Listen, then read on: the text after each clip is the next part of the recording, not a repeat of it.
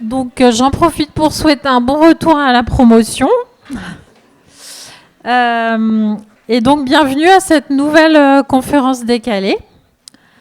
Alors, nous recevons aujourd'hui, avec un grand plaisir, Lucille Pétavin, qui vient nous présenter son travail sur le coût de la virilité. Lucille, je vais vous présenter brièvement. Donc vous êtes docteur en histoire, vous êtes une ancienne élève de l'université Lyon 2, donc on peut dire que vous êtes une lyonnaise de cœur. Vous êtes experte dans la prévention des violences sexistes. Vous êtes membre de l'Observatoire sur l'émancipation économique de la Fondation des femmes, cofondatrice de l'association Gender and Statistics, dont vous nous parlerez peut-être plus amplement. Vous êtes experte pour le cabinet Psytel et surtout, vous êtes l'autrice de l'essai dont on a beaucoup entendu parler ces dernières années, Le coût de la virilité, ce que la France économiserait si les hommes se comportaient comme des femmes. Sujet hautement polémique, mais de moins en moins. Paru aux éditions Anne Carrière en 2021. Dans votre essai, vous avez choisi d'aborder les inégalités femmes-hommes par le biais de l'économie. Vous analysez notamment les statistiques de la criminalité par le critère du genre, ce qui fait apparaître des chiffres assez édifiants. Par exemple,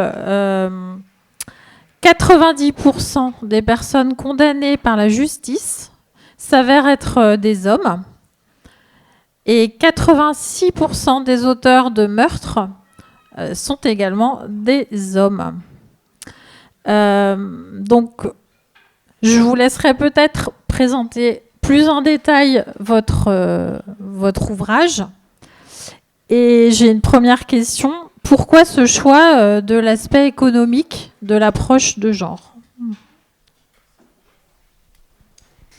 Alors bonjour à toutes et à tous. Donc je suis ravie d'être parmi vous aujourd'hui.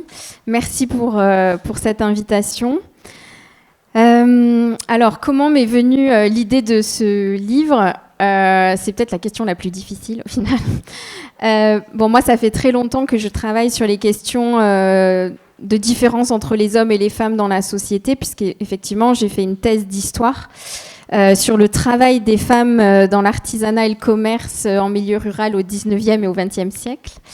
J'ai été aussi longtemps engagée dans des associations de défense des droits des femmes. Par mon parcours professionnel aussi, où j'ai été chargée des questions d'égalité, notamment pour un syndicat représentatif d'artisans commerçants quand je faisais ma thèse. J'ai pu me rendre compte dans ce parcours que les organisations qui luttent pour les droits des femmes mettent beaucoup en avant le travail qu'ont fait les femmes pour avoir les mêmes droits que les hommes, la même place dans la société, et à juste titre parce que nos droits ne sont pas tombés du ciel et on s'est battu pour les avoir. Mais je dois dire que j'étais un petit peu frustrée. Parce que je me disais, ok, on parle beaucoup de ce que font les femmes, mais quand on regarde les chiffres des violences sexuelles, sexistes et sexuelles, l'immense majorité des auteurs sont des hommes. Et donc je me suis dit, mais tant qu'on ne s'intéressera pas aux hommes et aux explications de pourquoi est-ce qu'ils commettent ces délits et ces violences, notamment envers les femmes, jamais on ne va couper le robinet de ces violences. Et donc, j'ai détourné comme ça mon regard petit à petit du côté des hommes. Et à l'époque, effectivement, je suis tombée sur une première statistique qui m'a interpellée pour ne pas me dire laisser bouche bée, qui est qu'aujourd'hui, la population carcérale masculine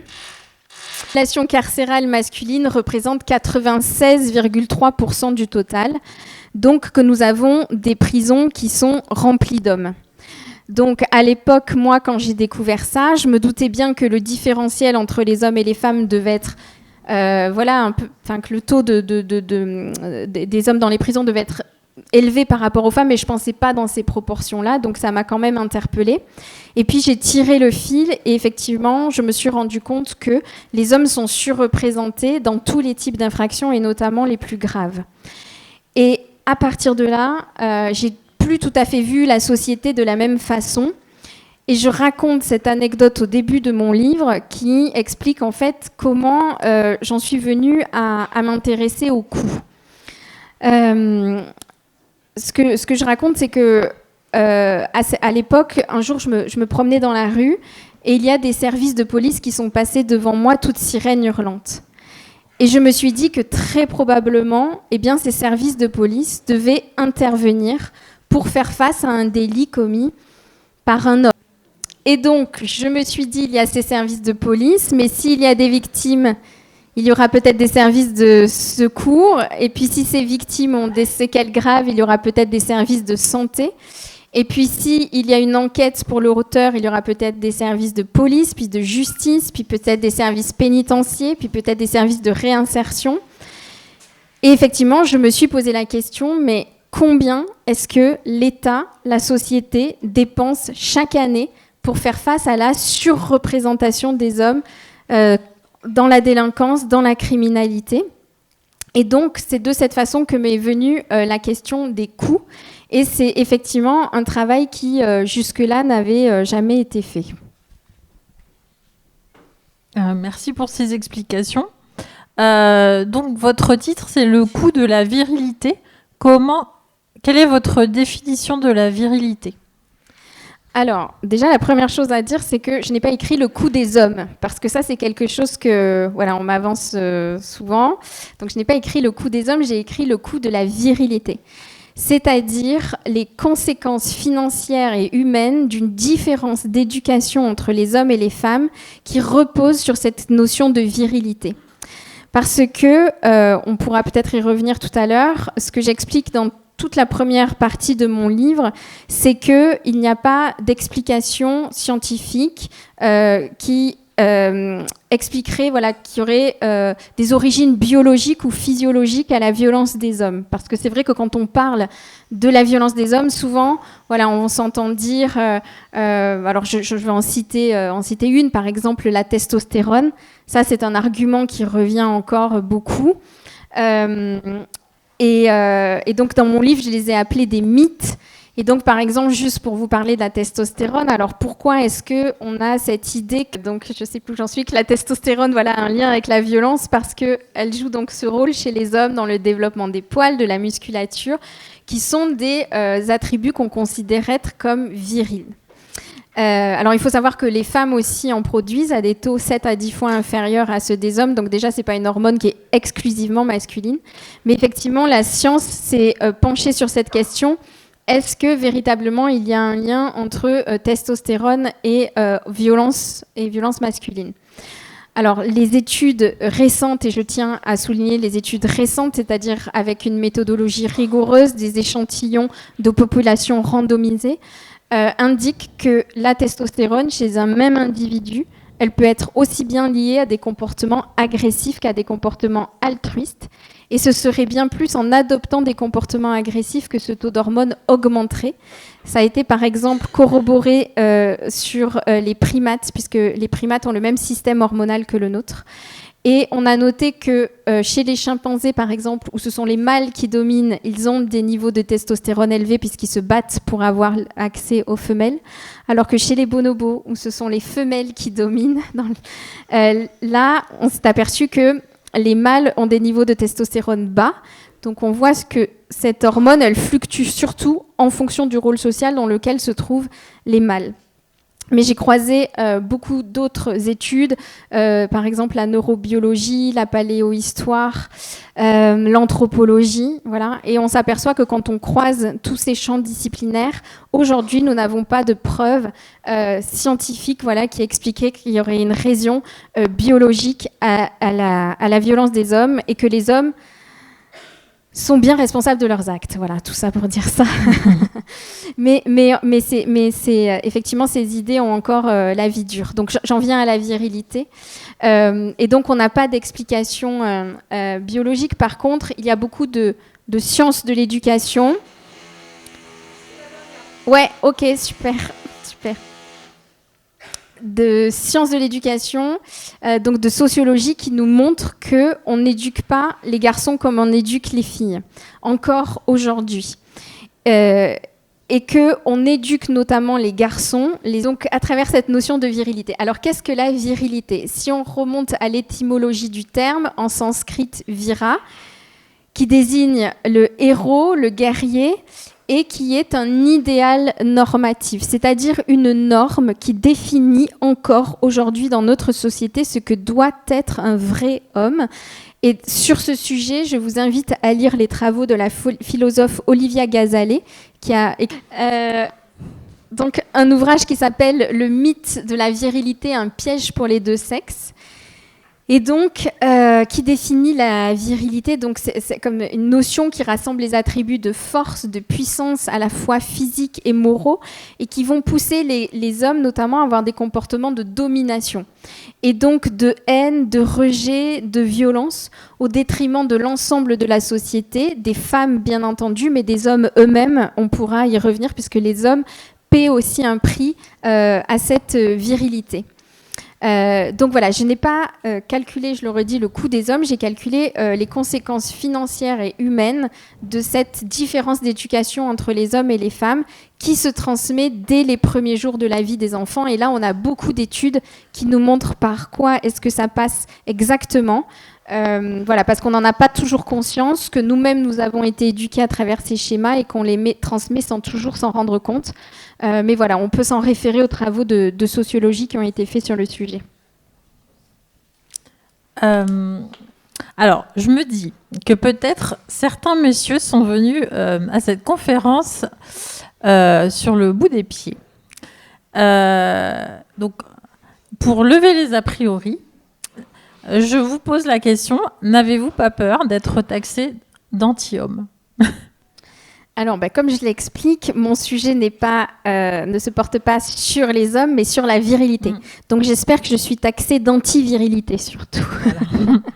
Et que, effectivement, mon propos n'est pas essentialiste, et il ne l'est pas parce que je me base sur des études qui montrent qu'il n'y a pas de nature masculine, enfin, qu'on soit un homme ou une femme, nous ne sommes pas prédéterminés à être plus ou moins violents. Il y a des hommes qui sont pacifiques, qui le restent toute leur vie, comme il y a des femmes qui sont capables de violence au même titre que les hommes. Donc effectivement, on voit déjà que notre sexe ne nous prédétermine pas à être plus ou moins violent, d'une fatalité, on va dire, mais effectivement que ces comportements relèvent de la construction sociale, et donc on peut les déconstruire, on peut agir dessus, et on peut imaginer un jour économiser ce coût de la virilité. Merci. Je vais changer un peu de sujet, et je voulais aborder plutôt les questions techniques. Pouvez-vous nous en dire plus sur votre méthodologie et sur votre manière d'examiner les données que vous avez pu vous procurer? Ouais. Alors, je me suis appuyée sur des statistiques officielles, donc produites chaque année par les ministères de la Justice, de l'Intérieur, et effectivement qui indiquent que 83% des mises en cause par la justice sont des hommes. Donc on l'a dit tout à l'heure, 90% des personnes condamnées par la justice sont des hommes, la population carcérale 96,3% du total. Et effectivement, quand on regarde par type d'infraction, eh bien ce que je disais, on s'aperçoit que les hommes sont surreprésentés dans tous les types d'infractions, et notamment donc les plus graves. Donc on l'a dit, 86% des auteurs d'homicide, mais aussi 97% des auteurs d'agressions sexuelles, 99% des auteurs de viol, 95% des auteurs de vol avec violence, 91% des auteurs de cambriolage, 84% des auteurs d'accidents mortels sur la route, etc. etc. Et donc, peut-être la première chose, c'est ce que veulent dire ces chiffres. Alors ces chiffres, ils veulent dire que, bien sûr, tous les hommes ne sont pas délinquants et criminels, heureusement, mais que l'immense majorité des délinquants et des criminels sont des hommes, Et cela, quelle que soit la tranche d'âge dans laquelle on se trouve, le milieu social, le niveau d'éducation, on peut prendre n'importe quel autre facteur. Le premier qui définit le profil des délinquants et des criminels, c'est le sexe masculin. Et ça, c'est très important de l'avoir en tête parce que bien souvent, on explique la violence par d'autres causes. Et il n'est pas rare d'entendre, par exemple, que la violence est le produit de la pauvreté ou de la précarité. Et là, j'ai envie de dire, oui, mais les femmes aussi vivent dans la pauvreté, les femmes aussi vivent dans la précarité, et peut-être même davantage que les hommes, si on prend en compte les écarts de salaire, de taux d'emploi, et bien dans cette même situation, elles commettent peu ou pas de faits de violence comparés aux hommes. Et c'est pour ça que c'est très important d'avoir ce critère en tête si on veut, par exemple, adapter les politiques publiques qui luttent contre la violence et remonter à l'origine véritable de la violence et effectivement imaginer un jour pouvoir couper le robinet. Ce que veulent dire aussi ces chiffres, c'est ce que je le disais tout à l'heure, c'est qu'il y a des coûts. Et donc, on a des ministères de la justice, de l'intérieur qui fonctionnent aujourd'hui en grande majorité pour les hommes. Alors, sur ma méthodologie, donc, comme je le disais tout à l'heure, comme je n'ai pas calculé le coût des hommes, mais le coût de la virilité, le coût d'une différence d'éducation, eh bien, j'ai calculé un différentiel. C'est-à-dire que ce que j'ai calculé, c'est la différence entre les sommes qui sont dépensées pour faire face à la violence des hommes et celles qui sont dépensées pour faire face aux comportements asociaux et à la violence des femmes. Et donc, j'ai obtenu un surcoût qui correspond effectivement à ce que la France économiserait si les hommes se comportaient comme les femmes, c'est-à-dire s'ils commettaient aussi peu de délits, de criminalité qu'elles, puisque les femmes ne représentent que 17% des mises en cause par la justice. Et peut-être pour vous donner donc pour ça, je me suis appuyée bien sûr sur les budgets qui sont dépensés pour les coûts directs, parce qu'il y a des coûts directs en termes de frais de justice, de forces de l'ordre, de services de santé. Donc là, les budgets qui sont dépensés par la justice, que j'ai mis en face des taux de responsabilité différentiels entre les hommes et les femmes. Et puis les coûts indirects qui sont supportés par la société, puisqu'il y a des pertes de productivité, des destructions de biens, des souffrances aussi, physiques, psychologiques, des victimes, etc., etc. Et donc peut-être pour vous donner quelques chiffres, quelques montants, par exemple, pour les services de défense et de sécurité, j'ai estimé le coût de la virilité, donc ce surcoût, à 9 milliards d'euros par an sur les 13 que nous dépensons au total. Pour la justice, je l'ai estimé à 7 milliards d'euros par an sur les 9 que nous dépensons au total. Pour les coûts et violences volontaires, je l'ai estimé à 18 milliards d'euros par an sur les 26 dépensés au total. Pour les crimes et délits sexuels, à 17,8 milliards d'euros par an sur les 19 dépensés au total. Pour l'insécurité routière, à 13,3 milliards d'euros, etc., etc. Et donc, je suis arrivée à une somme qui est de 95,2 milliards d'euros par an. Donc, on est à près de 100 milliards d'euros par an.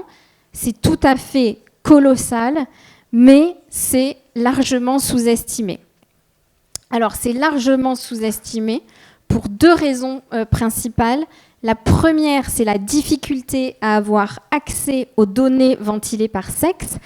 Parce que là, je crois qu'on est encore face à un impensé, même si les choses sont en train de bouger. On pourra y revenir, notamment avec la question de la sécurité routière. Mais je donne un exemple dans mon livre. Voilà, quand je dis que je me base sur des rapports officiels qui sont faits, par exemple, le ministère de la Justice, je cite un rapport sur les violences qui sont faites les soirs de matchs de foot. Voilà, sujet d'actualité. Je pense que les choses ont changé, mais mon livre, il a 3-4 ans, donc à l'époque, c'était comme ça. Je regarde ce rapport et donc on a beaucoup de données sur ce qu'il se passe ces soirs-là. Donc, quel type de délit, le profil de la victime, la zone géographique dans laquelle ça s'est passé, etc., etc. Mais il n'est pas dit que ces soirs-là, dans 98% des cas, aller à la louche, eh bien, ces délits ou ces violences sont commises par des hommes. Donc, on est encore face à un impensé, et je pense qu'on a un vrai travail de statistiques sur les statistiques à faire, les ventiler par sexe quand il s'agit de statistiques, d'outils qui peuvent servir aux politiques publiques pour lutter contre la violence.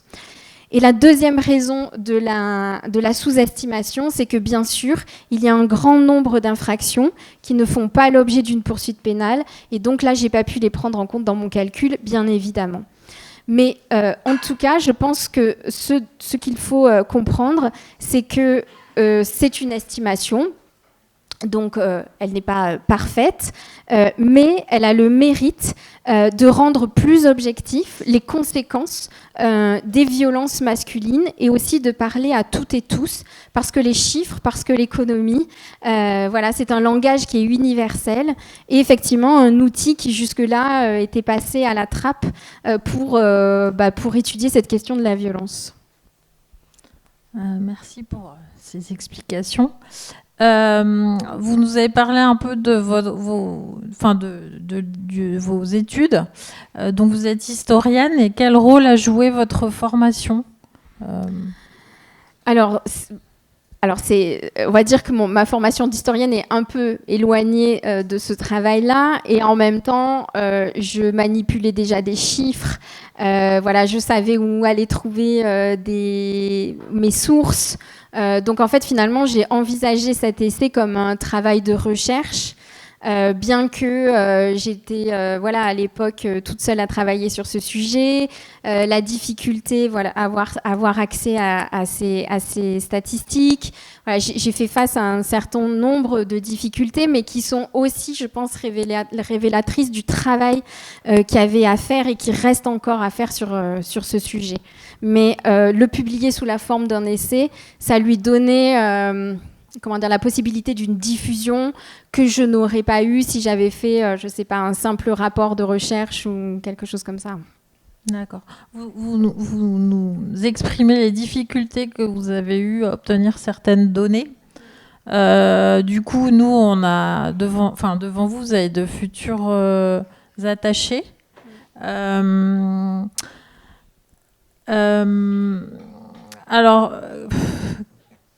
Quelles ont été vos difficultés pour vous procurer les sources, par exemple, auprès des ministères de l'Intérieur ou de la Justice ?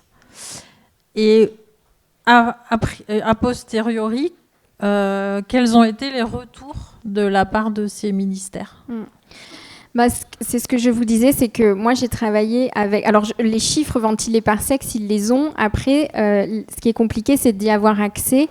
Et puis notamment quand ils font des rapports sur la violence, là, le prisme effectivement du sexe n'est pas utilisé. Et moi, comme j'ai travaillé avec des données en accès libre, j'étais clairement confrontée à cette difficulté.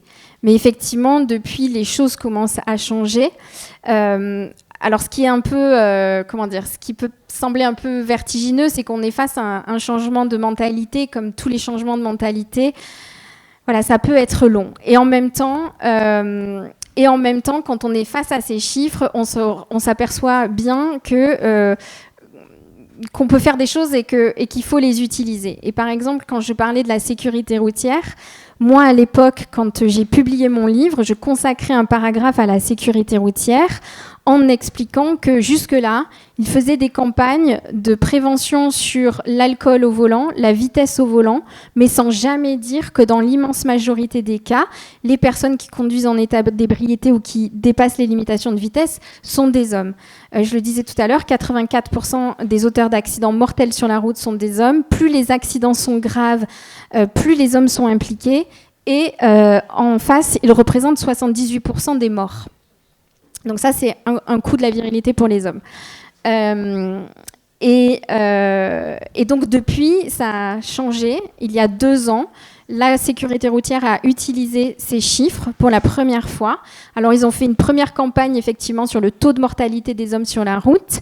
Et puis, ils en ont fait une deuxième, là, l'année dernière. Et le slogan, c'était « Conduisez comme une femme ». Donc j'avoue que ça fait du bien parce que nous, on a tellement pris cher avec cette histoire de femmes au volant, mort au tournant. Alors moi, j'ai envie de dire virilité au volant, mort au tournant, et puis tout simplement, conduisez-vous comme des femmes, on pourra y revenir.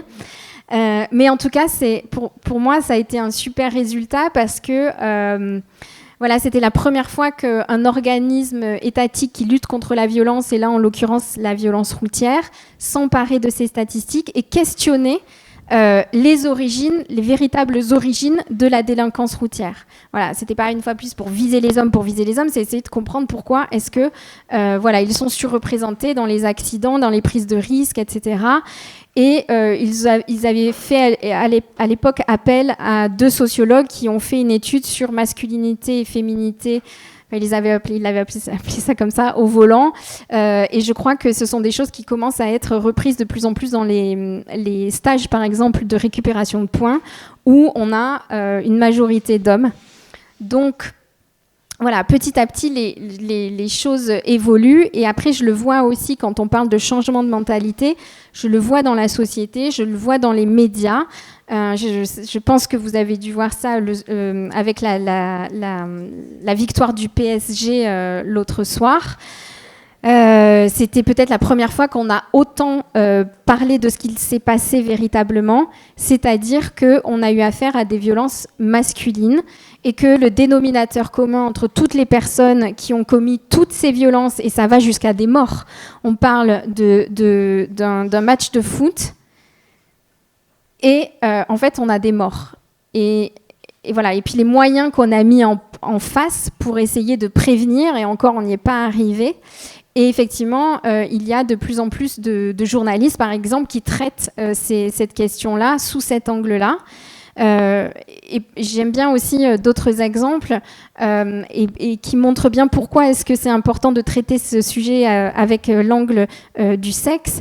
Par exemple, quand il y a comment on appelle ça, des mass shootings, des tireurs aux États-Unis, des massacres de masse. Bon, bref. La première chose qu'on entend, c'est il faut interdire les armes. Alors très bien si on interdit les armes, mais les armes, elles ne tuent pas toutes seules. Dans 97% des cas, les personnes qui utilisent les armes pour commettre des tueries de masse sont des hommes. Comme je reviens aussi à la sécurité routière, il y a quelque temps, il y avait un SUV c'était un homme qui conduisait un SUV et il a tué un cycliste de façon intentionnelle. Et qu'est-ce qu'on a entendu ? On a entendu il faut interdire les SUV. Alors pourquoi pas, mais les SUV ne tuent pas tout seuls. Et là aussi, dans l'immense majorité des cas, donc on l'a vu, ce sont des hommes qui tuent sur la route. Donc c'est pour ça que c'est très important d'ouvrir les yeux sur cette réalité statistique qui à mon avis, on ne peut pas en faire l'économie si on veut véritablement lutter contre les violences. Donc là, on abordait le problème des conduites à risque. Vous parlez également des conséquences sur la santé des hommes de ces conduites à risque et de son coût. Ouais. Alors c'est vrai que quand on parle de la virilité, ce qui est dommageable, c'est que on en est toutes et tous victimes.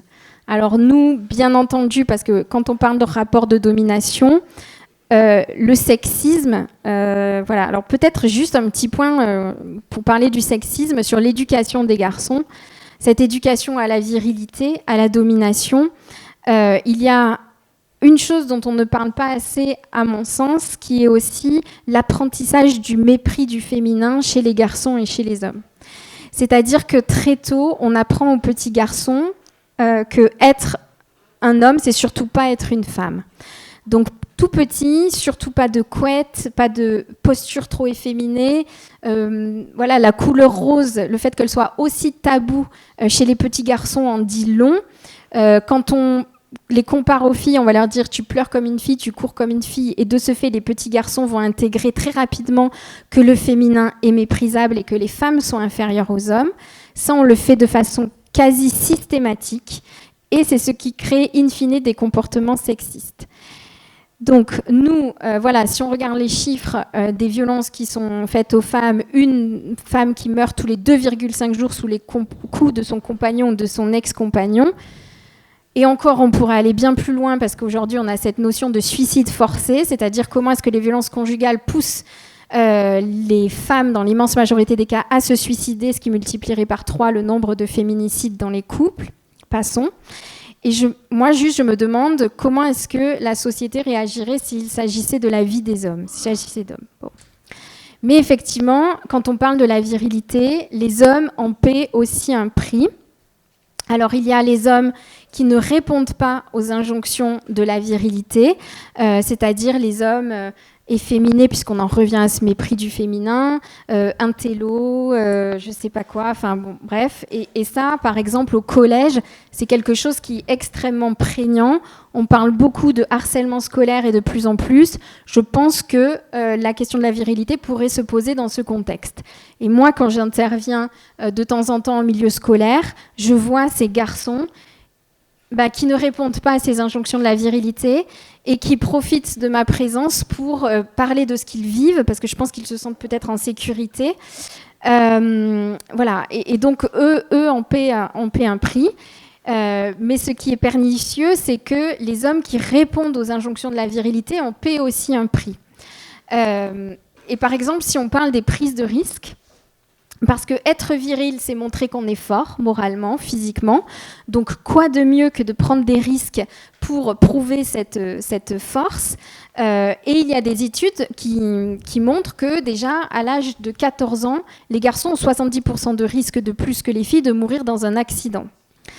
On l'a vu sur la route, 78% des morts sont des hommes. On sait aussi que plus les hommes ont une vision rigide de leur masculinité, moins ils vont faire appel à des soins de santé préventifs, parce qu'il ne faut surtout pas se montrer comme faible. Et par exemple, aller chez un psy, c'est se montrer faible. Là, on a eu des stats qui montrent que 75%, même un peu plus, de la clientèle, enfin de la patientèle, pardon, des psys sont des femmes. Encore aujourd'hui, l'immense majorité des cas de cancer liés à des comportements addictifs, de tabac, d'alcool, concernent des hommes, etc., etc. Et donc, si on prend la population des hommes dans son entièreté, ils ont 2 à 3 fois plus de risques de mourir de façon prématurée, c'est-à-dire avant 65 ans, d'une mort évitable, c'est-à-dire liée à un comportement à risque. Donc, les hommes aussi ont tout intérêt à sortir de ces injonctions viriles parce que voilà, la virilité, elle est extrêmement coercitive pour les femmes comme pour les hommes. Je vais peut-être arriver à la question de l'éducation. Enfin, vous en avez un petit peu parlé déjà. Vous insistez justement sur la nécessité de réformer un peu les valeurs éducatives, on va dire. Selon vous, quel pourrait être le rôle de l'État dans l'éducation des garçons ? Enfin, vous en parlez déjà un petit peu. Alors, je ne sais pas si... Alors, peut-être sur l'éducation des garçons, quand je dis que ça commence dès les premiers jours de la vie... Alors, je pense que l'État peut beaucoup, mais il faut comprendre que ça se joue à toutes les strates. Ça se joue dans la famille, ça se joue à l'école, ça se joue dans les médias, ça se joue dans la culture. Et donc, effectivement, je pense qu'on est toutes et tous responsables, mais que l'État, par les services qui vont toucher chaque strate, peut agir. Aujourd'hui, on a beaucoup d'études qui montrent comment est-ce que ça se transmet. Donc, dans la famille, par exemple, il y aurait, je pense, un véritable travail à faire au niveau de la question de la parentalité, parce qu'on a toutes et tous le droit de faire des enfants, et encore heureux, mais c'est vrai qu'on n'a pas toujours les outils, les clés pour les éduquer, et notamment sur ces questions de violence. Parce que là, on a des études qui montrent que, nous, les adultes, on se comporte différemment si on sait qu'on a affaire à un garçon ou à une fille. On sait que lorsque les bébés naissent, ils n'ont pas de comportement différencié selon leur sexe. C'est nous, les adultes, qui projetons sur eux des attentes différentes. Par exemple, on a des rapports beaucoup plus toniques avec les petits garçons, donc on va valoriser beaucoup plus leur force physique. On verbalise aussi beaucoup moins les sentiments avec les petits garçons. On a moins un vocabulaire dit affiliatif. Et donc, voilà, on va moins développer chez eux leur empathie. On est aussi beaucoup plus permissif avec les petits garçons. On se dit, bon, ben voilà, boys will be boys.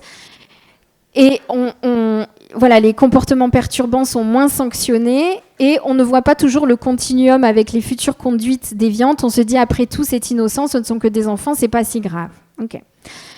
Mais quand même, ce qu'on peut constater, c'est que la violence s'exprime très rapidement dans l'éducation des garçons, avec les jeux de bataille, les jeux de bagarre, les jeux avec les armes factices. Il faut savoir qu'encore aujourd'hui, dans 90% des cas, dans les catalogues de jeux, lorsqu'il y a une arme, elle est tenue par un petit garçon. Et d'ailleurs, moi j'ai envie de poser la question, mais comment pouvons-nous accepter, sans le remettre en question, que des jouets puissent avoir la forme d'une arme ? Question. Et puis il y a le moment, alors là où effectivement l'école aurait, le collège aurait un rôle à jouer, puisque la construction de la virilité, elle se joue beaucoup dans les yeux des pères, donc à l'adolescence, entre garçons, où il va falloir montrer, voilà, qu'on est fort moralement, physiquement. Donc les garçons vont par exemple s'insulter, se donner des coups, et il va falloir qu'ils montrent qu'ils résistent à cette douleur physique, morale. Et il y a des sociologues qui parlent de véritables rites de passage. Il y a voilà, la question aussi des objets culturels dans lesquels l'immense majorité des cas encore aujourd'hui dans les films, dans les livres, l'immense majorité des héros sont des garçons, sont des hommes qui s'adonnent à une violence qui est même légitimée, ne serait-ce que pour sauver le monde. Et là aussi, les études qui ont été faites montrent que les petits garçons s'identifient à ces personnages et développent inévitablement une appétence pour cette violence.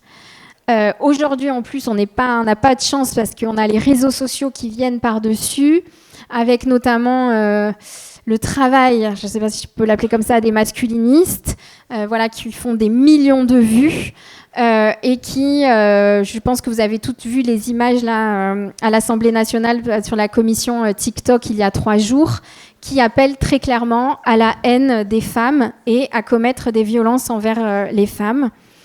Et à être des hommes forts, des hommes virils. Alors derrière, il ne faut pas croire, il y a aussi un vrai business. Hein. Ces masculinistes vendent leur formation sur la misère, comme ils l'appellent, des hommes. Enfin voilà, donc pour comprendre que ça se joue à toutes les strates, donc il faut travailler de façon coordonnée. Je pense que l'État a la possibilité de travailler en direction des parents, en direction des élèves, en direction des objets culturels, etc. etc. Mais peut-être de façon plus globale, si je dois parler des solutions, j'ai envie de dire que moi, la solution, je l'ai trouvée dans les statistiques.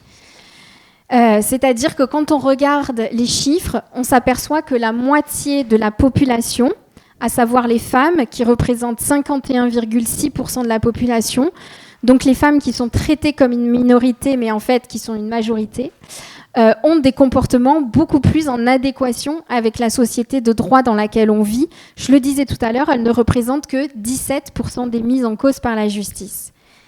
Et pourquoi ? Eh bien, c'est parce qu'elles sont peu ou pas éduquées à travers cette notion de virilité, à travers ces comportements de domination.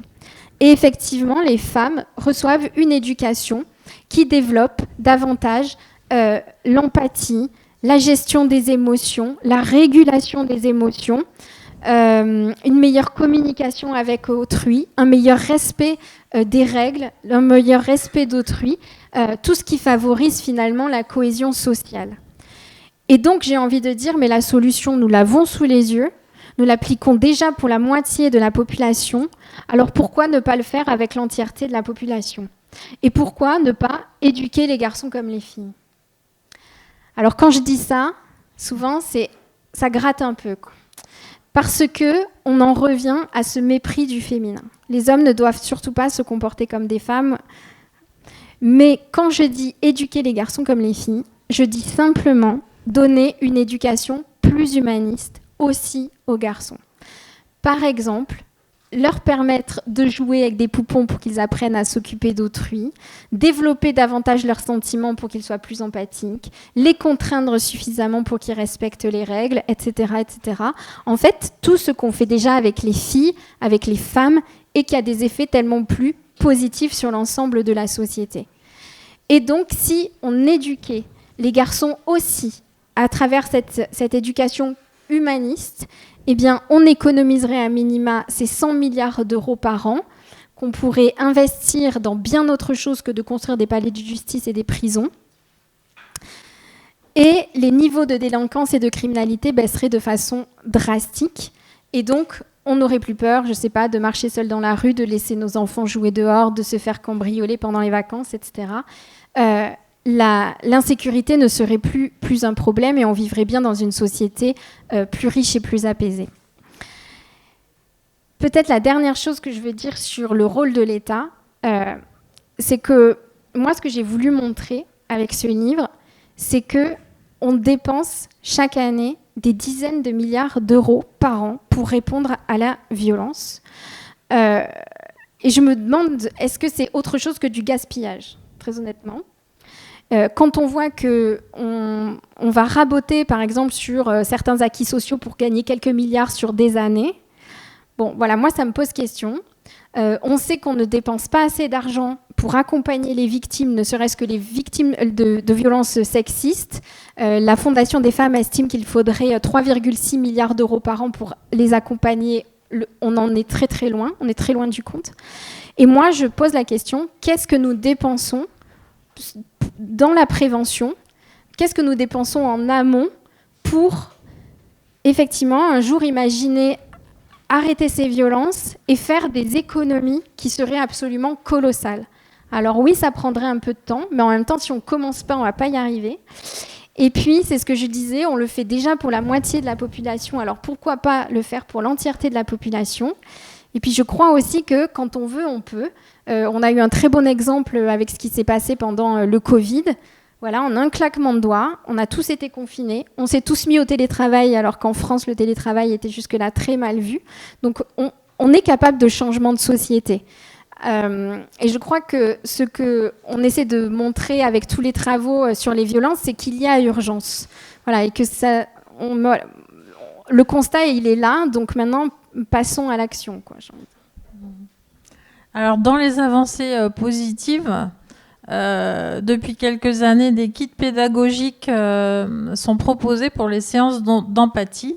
Et ces séances d'empathie sont en principe devenues obligatoires depuis la rentrée de septembre 2024, dans le cadre du développement des compétences psychosociales des élèves. Et là, je crois que les derniers faits divers de la semaine ont donné l'occasion d'en parler à nouveau. Je ne reviendrai pas sur la totalité de l'actualité, mais on a beaucoup aussi parlé ces derniers mois d'une série britannique intitulée Adolescence, de Philippe Barantini, qui est diffusée sur Netflix. Et donc Elisabeth Borne a annoncé qu'elle pourrait être diffusée en classe. Donc c'est une mini-série qui appelle à réfléchir justement sur l'influence du masculinisme en ligne, entre autres. Alors oui, effectivement, ces kits d'empathie, de développement de l'empathie chez les élèves ont été généralisés depuis la rentrée dernière. Alors plusieurs choses. C'est des choses qui sont déjà faites dans les pays du Nord et c'est vrai qu'on les prend souvent pour exemple. Alors dans les pays du Nord, depuis plusieurs décennies maintenant, il y a l'éducation dite non genrée qu'on applique dans les écoles. Et effectivement, on s'aperçoit que ce sont des pays qui sont plus en avance que nous sur les questions d'égalité salariale ou de partage de la parentalité. Ça, c'est absolument fondamental si on veut atteindre un jour l'égalité entre les hommes et les femmes sur le marché du travail, mais c'est un autre sujet. Mais ce dont on se rend compte, c'est que dans ces pays du Nord, on a aussi des études qui montrent que, en moyenne, les femmes sont plus sujettes à des abus ou des violences sexistes que dans le reste de l'Europe. Alors ça s'explique pour plusieurs raisons, et notamment une, c'est que dans ces pays-là, la parole des femmes est davantage recueillie, et que effectivement ça se traduit de façon très concrète dans les statistiques. Mais toujours est-il que cette violence sexiste, même dans ces pays-là, c'est une réalité. Et ce qui est intéressant avec cette série, je ne sais plus comment elle s'appelle déjà. Adolescence, voilà, je ne sais pas si vous l'avez vue. Et ce qui est intéressant, c'est que donc là, il est prévu, je crois, qu'elle soit diffusée dans les écoles en Angleterre, peut-être en France donc. En France, ce serait possible. Ce serait possible, voilà. Ce serait autorisé. Mais ce qui est intéressant, c'est qu'on s'attaque véritablement au cœur du problème et donc à cette question des masculinités, de la virilité et de l'éducation des garçons. Parce que si l'éducation non genrée est un bon premier pas, pour moi, ça ne va pas assez loin. Alors déjà parce que dans les pays du Nord, par exemple, les garçons ont aussi accès à la pornographie, aux masculinistes et aux films violents. Voilà. Et puis, je ne pense pas qu'il soit souhaitable que donc si on délivre la même éducation pour tout le monde, que finalement les petites filles se retrouvent aussi à jouer avec les jeux des petits garçons, qui soient les jeux de conduite, les jeux de peut-être les armes, j'en sais rien. Enfin voilà. Pour moi, je pense qu'il faut vraiment qu'on pense l'éducation, mais valoriser tout ce qui est dit féminin et voilà. Et notamment qui développe l'empathie dans les jeux des garçons. Et c'est pour ça que cette série, pour moi, c'est un bon signal qui irait plus loin qu'une éducation non genrée. On s'attaquerait véritablement à la virilité, c'est-à-dire les notions qui construisent l'ego masculin et qui poussent à ces comportements. Donc, voilà, ce serait pour moi une bonne chose. Mais... J'ajoute une petite question, puisqu'on parle des réseaux sociaux, est-ce que vous trouvez que c'est une bonne idée de contrôler les réseaux sociaux ? Puisque là, c'est vraiment le gros sujet en ce moment. Alors, il y a plusieurs choses. Alors, il y a deux choses sur Internet. Je ne sais plus si j'ai les chiffres, mais il me semble que l'âge moyen, attendez, je vais vous le dire, l'âge moyen du premier téléphone, voilà, l'acquisition du premier smartphone en France, c'est 11 ans, et pour les tablettes numériques, c'est 9 ans. Donc, ça veut dire que la quasi-totalité des enfants ont accès au contenu Internet. Moi, j'ai pu parler avec une proviseure d'un collège et je lui disais que ça m'intéresserait de travailler avec ses élèves garçons sur ces questions-là. Et je sais pas, je lui dis oui, j'aimerais bien travailler avec les classes de 3e, peut-être 4e, je sais pas trop.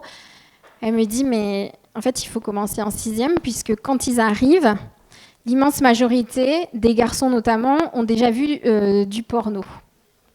Voilà. Et il y a des chiffres aussi qui montrent que très rapidement, les algorithmes visent les jeunes garçons et qu'il suffirait de 23 à 26 minutes pour qu'ils soient face à du contenu misogyne et que dans les 5 jours suivants, la quantité se multiplie par 4 pour un même utilisateur qui n'aurait même pas été à l'origine des recherches. Donc oui, il y a une vraie question. Et aujourd'hui, on a par exemple le HCE qui rend chaque année une étude sur le sexisme en France, l'état du sexisme, et qui montre que près de un quart des hommes de moins de 35 ans estiment qu'il faut être violent pour se faire respecter. Donc oui, je crois que vraiment il y a besoin d'un contrôle sur les réseaux sociaux et sur la pornographie. Et là, on est juste au début. Je pense qu'on ne se rend pas encore vraiment compte des conséquences. Mais voilà, on est juste au début puisque maintenant, sur certaines plateformes, il faut prouver son âge pour avoir accès à ce contenu. Merci Lucille Pétavin. Peut-être en 2 minutes, vous pourrez peut-être nous parler de vos projets d'édition et vos prochains travaux. Alors sur le coût de la virilité, oui, j'ai 2 livres qui sortent en septembre et en octobre. Un justement en septembre qui est dans une maison d'édition qui s'appelle La Meute, et le titre c'est Tu vas pas chialer comme une gonzesse. Et justement c'est sur la non-éducation aux garçons des sentiments, ou alors une éducation très appauvrie. Et qui explique comment, en voulant éduquer des garçons à la force, on crée finalement de la faiblesse.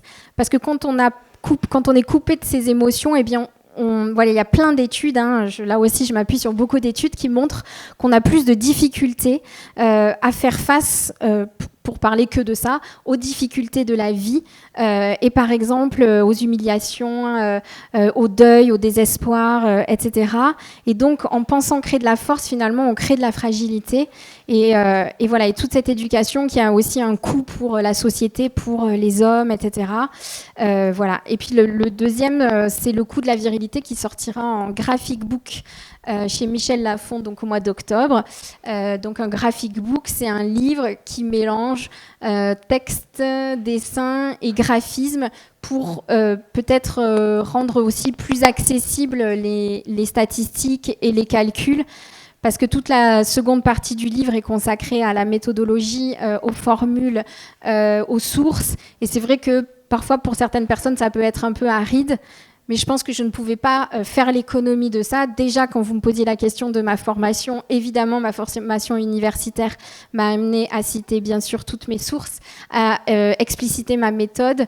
Mais c'est quelque chose, voilà, sur ce sujet-là, en tout cas, où on m'a beaucoup attendu au tournant, en tout cas sur la méthodologie.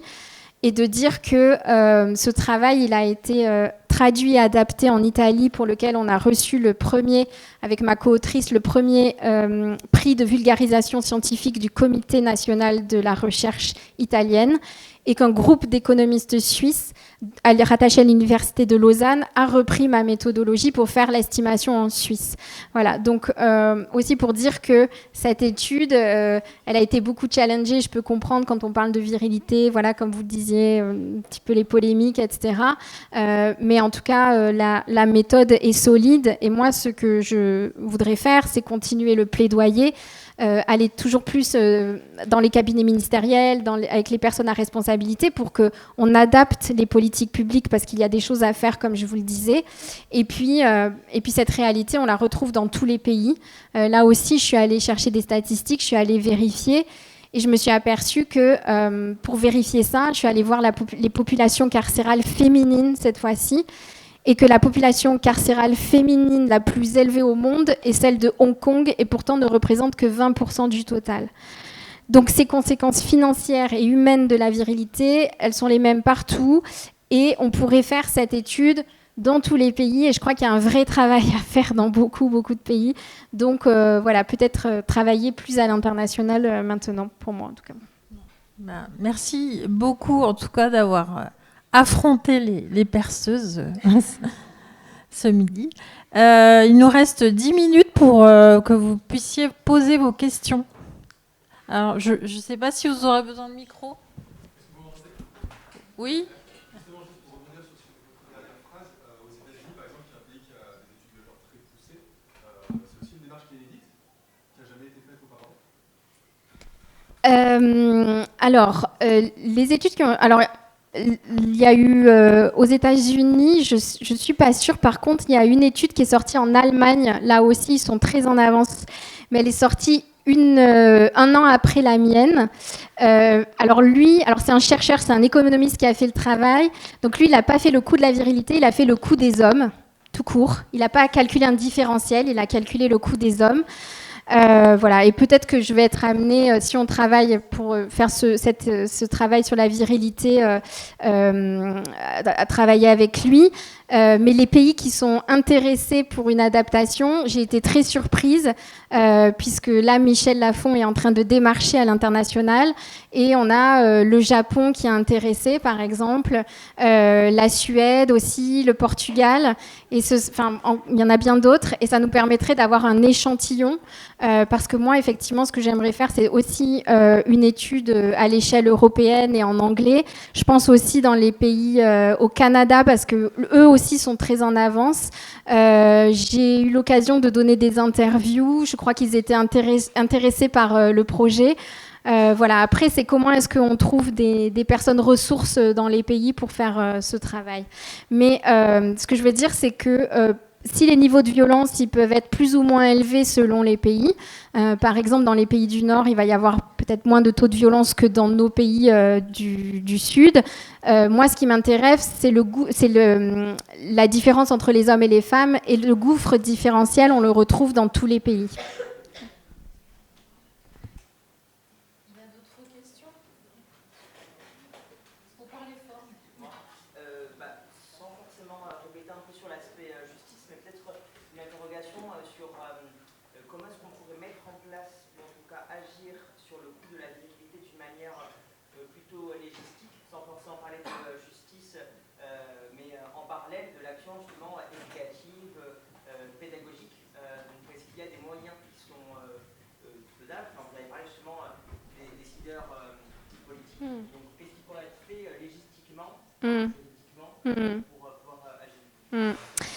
Alors, moi, je ne suis pas une spécialiste, contrairement à vous, de l'État et des moyens et des services voilà, qui peuvent être adaptés par l'État. Mais peut-être plusieurs choses. Moi, déjà, je fais du plaidoyer pour que les ministères qui travaillent sur ces sujets-là ventilent par sexe leurs statistiques. Que les élèves, je pense par exemple qui travaillent, les élèves policiers ou les élèves dans la justice, dans les écoles de justice, connaissent ces chiffres, voilà, et qu'il y ait une sensibilisation sur les différences entre les hommes et les femmes. Parce que moi, par exemple, j'ai eu l'occasion de donner des conférences devant des avocats. Ils me disent, mais voilà, on travaille avec ces chiffres tous les jours. Alors, il y a deux réactions. Il y en a qui disent, bon, bah, c'est comme ça, et voilà. Et puis d'autres qui me disent, je travaille avec ces chiffres tous les jours, et pourtant, ça ne m'avait pas sauté aux yeux, quoi. Enfin, voilà. Donc, il y a ce travail de sensibilisation à faire, surtout si c'est des personnes en Suisse qui se retrouvent dans des responsabilités. Je pense, par exemple, pour la question de la parentalité, aujourd'hui, il y a des rendez-vous qui sont obligatoires pour les parents, et notamment, alors, je pense au PMI, même s'il n'y en a pas dans tous les territoires, mais il manque aussi de moyens, mais imaginez quand même avoir accès aux parents et peut-être les sensibiliser aussi sur la question de l'éducation, comme je le disais tout à l'heure, voilà, dans les rendez-vous qui pourraient être obligatoires tout au long de la grossesse et puis voilà, dans les jeunes années des enfants. À l'école, je sais qu'il y a comment on appelle ça, les cours d'éducation à la vie affective et sexuelle qui sont obligatoires, mais je crois qu'il y a une étude qui montre qu'il n'y a que 20% des élèves qui les reçoivent environ. Donc déjà, on pourrait les rendre obligatoires, enfin appliquer la loi finalement. Et moi, je dis qu'il faudrait des temps entre garçons pour parler de comment est-ce qu'ils se construisent, quelles sont les conséquences pour eux, quelles sont les conséquences pour la société, etc.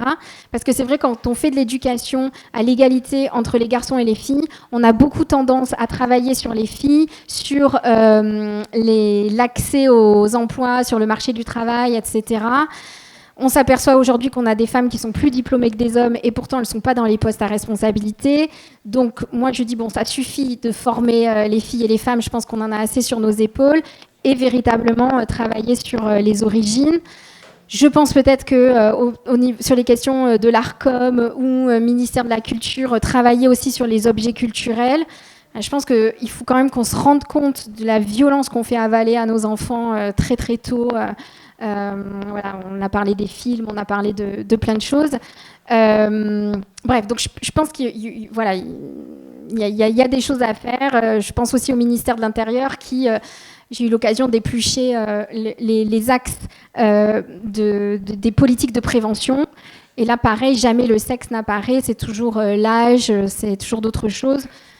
Donc, voilà. Oui. Ce sera peut-être la dernière question. Ok. On vient d'en parler, mais sur l'éducation des femmes aussi, moi, c'était un chiffre qui m'avait marqué sur le premier critère dans les appels de rencontre pour les femmes, c'est la taille de l'homme. Pour moi, il y a quand même aussi une éducation des femmes à déconstruire leur vision de l'homme idéal, prince charmant avec des gros muscles. Enfin,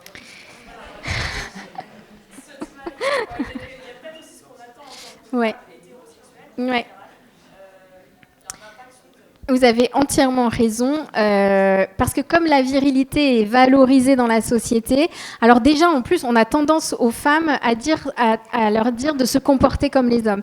Par exemple, on n'a pas de mal à ce que, par exemple, dans le milieu du sport, les petites filles jouent aussi au foot ou se montrent, voilà, ou même fassent de la boxe. Par contre, c'est encore tabou les petits garçons qui veulent faire, je sais pas moi, de la danse et que sais-je encore. En tout cas, on va pas bien les pousser dans cette direction. Donc voilà, arrêter de valoriser ce qui est dit masculin parce qu'on voit que les conséquences sont pas toujours positives et valoriser pour moi ce qui est davantage dit féminin auprès de tout le monde. Ensuite, sur la question effectivement de l'éducation j'ai envie de dire au désir de virilité, et vous avez tout à fait raison, nous les filles, on a été éduquées à aimer, à désirer des hommes forts, des hommes costauds, etc. Je pense dans les films, encore aujourd'hui, il n'y a pas si longtemps, mais même à la violence. Il y a un très bon livre de Chloé Thibault qui s'appelle « Désirer la violence ».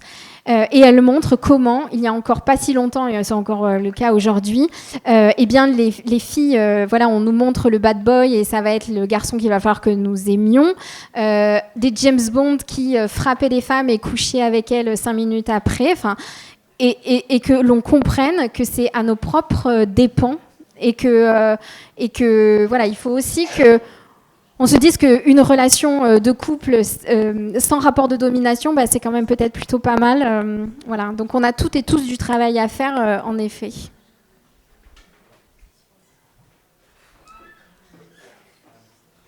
pour cette présentation. C'est toujours agréable de pouvoir avoir des éléments objectivables sur lesquels on peut discuter. J'ai 2 questions de cascade qui vont concerner spécifiquement la question de l'incarcération. La première, c'est en quoi votre constat est-il généralisable, puisqu'en réalité, vous avez totalement raison quand vous dites qu'il y a une surreprésentation très significative des hommes parmi les personnes condamnées pour actes de violence, et cela ne représente qu'1 à 2% de la population masculine. Donc en quoi le constat que vous tirez est-il généralisable, puisque dans 98% des cas, les hommes ont un taux de violence qui est similaire à celui des femmes. Le deuxième élément par rapport à cela, qui est peut-être pour vous taquiner un petit peu, il y a un certain nombre d'études, notamment aux États-Unis, qui montrent que lorsqu'il y a une famille monoparentale à prédominance féminine, le taux d'incarcération peut être multiplié par un facteur 20 et le taux de réussite scolaire diminue également. Alors que lorsque c'est une famille monoparentale où l'enfant est avec le père, le taux reste le même que lors des enfants élevés par les 2 parents ensemble. Donc ma question est la suivante. Quel est le coût de la féminité dans cette histoire? Alors sur le premier point, effectivement, la population carcérale masculine représente une toute petite part. Je crois qu'on est à 120 000 personnes incarcérées en milieu fermé, 80 000 en milieu ouvert, il me semble. Alors heureusement que c'est pas beaucoup parce que ce sont les personnes qui sont incarcérées pour les crimes les plus graves. Donc on va dire heureusement que voilà, la proportion, par exemple, d'auteurs d'homicides reste une toute petite fraction. Après, on voit quand même que la justice traite plus de 4 millions d'affaires, la justice pénale, chaque année. On peut voir aussi que même si ces prisons, elles sont surpeuplées, on a pour certains crimes, et là je parle de crimes, moins de 1% des auteurs qui sont condamnés, et là je parle des viols, par exemple. Donc en fait, on a des populations carcérales qui sont, enfin des prisons carcérales, des prisons qui sont surpeuplées, une population carcérale qui est trop importante. Et encore, si on devait condamner et mettre en prison toutes les personnes qui devraient y être, je n'ose imaginer. Et puis sur la question de la virilité, je pense qu'elle touche tous les hommes et que tous les hommes ont eu au moins une fois dans leur vie des comportements virils. Et là, tout à l'heure, quand je parlais des conséquences sur la santé des hommes et qu'on a de telles conséquences sur leur espérance de vie, on pourrait faire un sondage, là, en toute honnêteté. Est-ce que je ne sais pas, il y a un homme parmi les hommes qui sont là qui ne se reconnaissent pas, alors pas forcément dans la délinquance et la criminalité, mais par exemple dans les prises de risques liées, je ne sais pas, à l'alcool, à la conduite. Est-ce qu'il y a des hommes qui vraiment ont échappé à ça toute leur vie? Ouais. Bravo. Voilà, donc c'est la preuve qu'il n'y a pas de fatalité et en même temps l'exception qui confirme la règle. C'est parfait. Du coup, on va peut-être terminer sur une note positive, à moins que vous ayez encore de petits mots à dire, parce que je vois que le temps tourne. C'est quoi la note positive? Sur monsieur. Oui.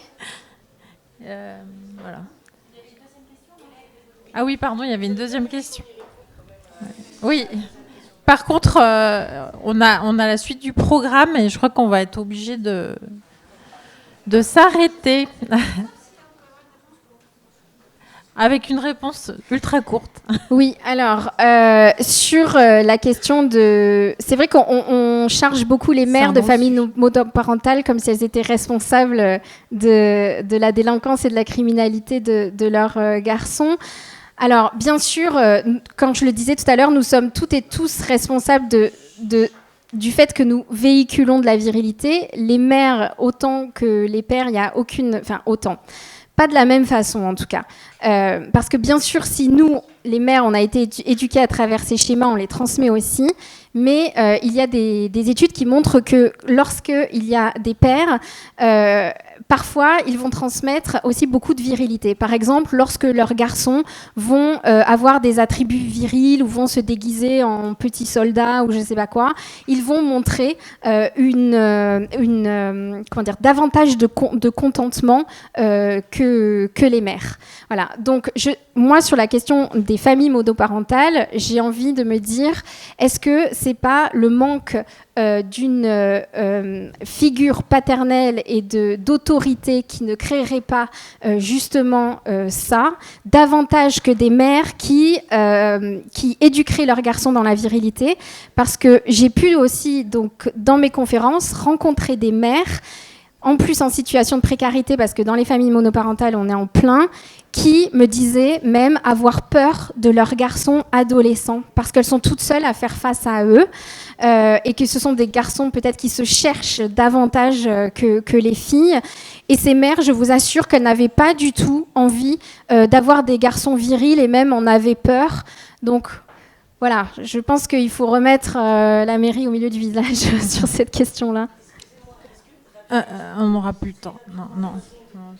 Parce que je pense aussi qu'il ne faut pas oublier aussi l'intersectionnalité des luttes, avec justement toutes les questions sociales. Les femmes, on est quand même beaucoup plus touchées par la précarité de manière générale, mais je pense que ça peut répondre à la question de Maëlle, dans le sens où les familles monoparentales, où c'est une femme qui est le seul parent, est beaucoup plus touchée par la précarité que justement par une famille monoparentale, déjà qui sont beaucoup moins représentées. Oui, mais on voit que dans les familles monoparentales où il y a des filles et qui vivent donc dans cette précarité, dans cette, elles commettent moins de faits de violence. Je dis pas que la patriarcat existait bien avant le capitalisme, mais je pense qu'il y a quand même une question, dans le sens où le système économique vient aussi encourager les comportements virilistes. Et notamment dans les prisons, dans le milieu carcéral, la plupart des personnes emprisonnées sont des personnes issues de milieux très défavorisés. C'est des personnes qui n'ont pas de diplôme pour la plupart. C'est des personnes qui sont touchées par la précarité. Et beaucoup de sociologues se rejoignent pour dire que la prison est un système classiste. Donc en fait, les personnes aisées, pour la plupart, même quand elles commettent des crimes ou des délits, ne vont pas en prison. Alors ce qu'on voit, c'est que même dans les milieux précaires, ce sont toujours les hommes comparés aux femmes. Donc le premier facteur qui va pousser à la violence, c'est pas le facteur social, parce que les femmes aussi commettraient autant de délits ou de violences que les hommes. Par contre, ce qu'on peut peut-être dire, et là, sur des biais de la justice ou de la police, c'est que peut-être que dans les milieux aisés, alors déjà, je pense que ce n'est pas les mêmes types d'infractions, et qu'il y a certains hommes qui devraient être contrôlés, qui ne le sont pas. Voilà, et donc c'est pour ça aussi que j'arrive aussi je parlais de sous-estimation, mais en tout cas, ce qu'on voit dans les statistiques, c'est que dans un même milieu précaire, on voit que ce sont toujours les hommes. Et les femmes vivent du sexisme. En plus, Ouais, et donc et c'est pour ça que je disais au début, c'est très important d'avoir à l'esprit ce facteur du sexe masculin si on ne veut pas se tromper. Je dis pas que le milieu social ne peut pas jouer un rôle, mais en tout cas, voilà, regardons les statistiques dans un même milieu, on sera à 90% d'hommes et à 10% de femmes, quoi. Bon, je crois qu'on n'arrivera pas à clore le débat sur ces questions complexes. Donc, là, il faut qu'on laisse notre place à la suite du programme pédagogique. Donc, un grand merci pour votre venue à Lyon. Et je vais laisser la place.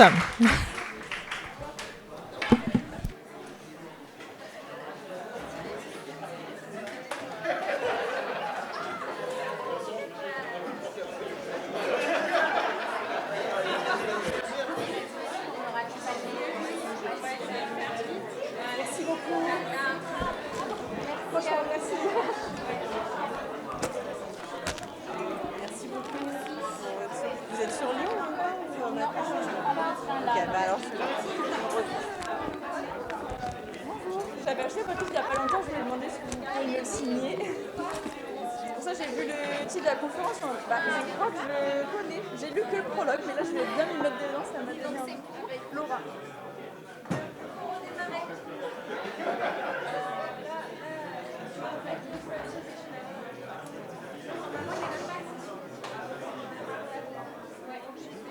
Tu vas bien? Ça va. J'ai beaucoup ta robe. Merci. J'ai vu ça pendant que tu parlais, je me suis dit, ça va sortir la robe, c'est cool.